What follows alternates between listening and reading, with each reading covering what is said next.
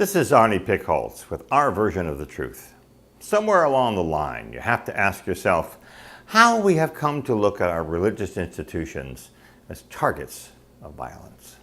In my mind, the question arises, is this a backlash for generations of hate-spewing, hate-mongering, and destructive religious jingoism, nationalized hatred that has been the mark of religious institutions as well as governments throughout the centuries? We'll look at a few examples and start with one recent glaring instance in which a violent act enacted in a house of worship was driven by a gunman who performed a mass human slaughter in a Southern California synagogue. A teenager, 19 years old, after having written a manifesto calling out his act of terror as a testament to Simon of Trent. The creed written in the 15th century that "You are not forgotten, Simon of Trent," the horror that your countless children have endured at the hands of the Jews will never be forgiven. The killer's manifesto is a call for homicide and casts the slaughter of Jews as a noble act against a ghastly and terminal foe.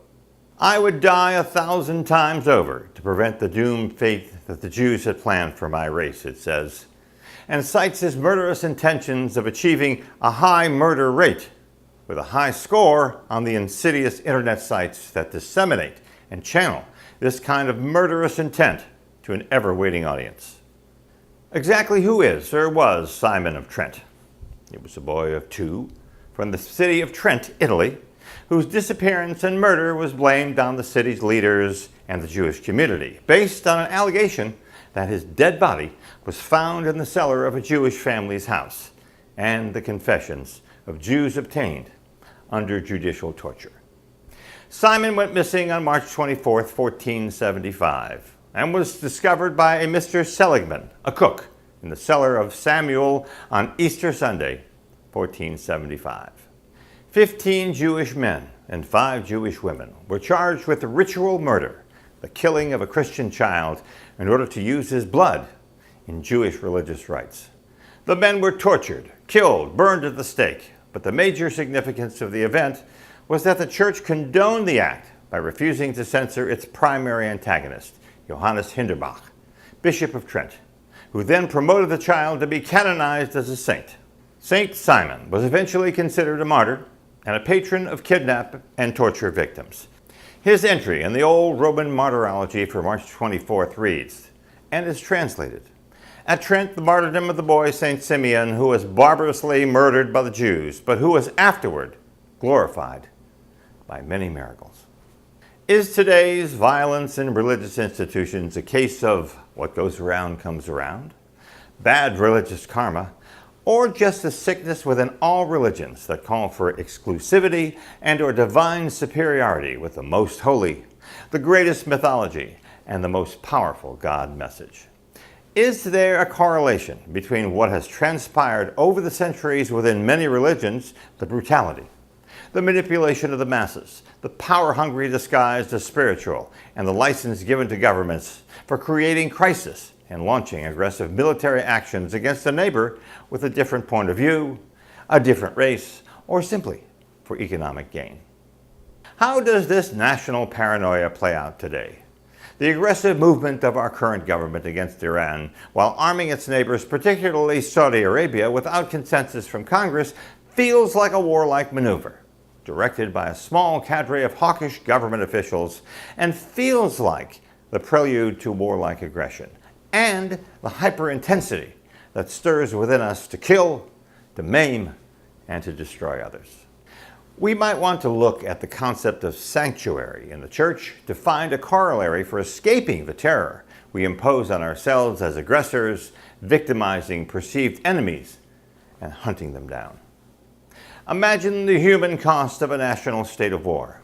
It cost 70 million lives in the World War II years, and millions more as a result of the endless cycle of aggressiveness that has engulfed the Middle East, Southeast Asia, Africa, and select countries in Europe.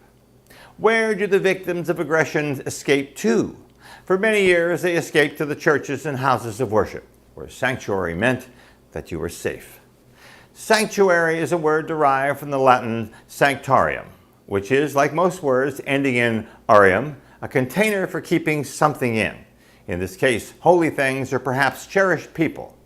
The meaning was extended to places of holiness or safety. In particular, the whole demarcated area, often many acres surrounding a Greek or Roman temple. The original terms for these are temenos in Greek and phenem in Latin, but both may be translated as sanctuary. Similar usage may be sometimes found describing sacred areas in other religions. A sacred place, such as a church, in which fugitives formerly were immune to arrest, was recognized by English law from the 4th to the 17th century. While the practice of churches offering sanctuary is still observed in the modern era, it no longer has any legal effect and is respected solely for the sake of tradition. In the U.S., religious sanctuary was never recognized in state or federal law. The only legal equivalent in most places now is the granting of political asylum in embassies and consulates. That has not stopped people from claiming sanctuary. For example, GIs occasionally sought sanctuary during the Vietnam War. The most publicized episode took place in Honolulu in 1969, when dozens of AWOL servicemen and their supporters fled to local churches, possibly inspired by a similar movement in Boston the prior year. After giving the unwilling soldiers a couple of weeks to change their minds, the military police raided the churches, breaking down the doors as needed. The fact that civil unrest and war take a huge toll not only on civil populations, but also create refugees who roam the world looking for safety, it begs the question of what we can do about this abuse within our own species.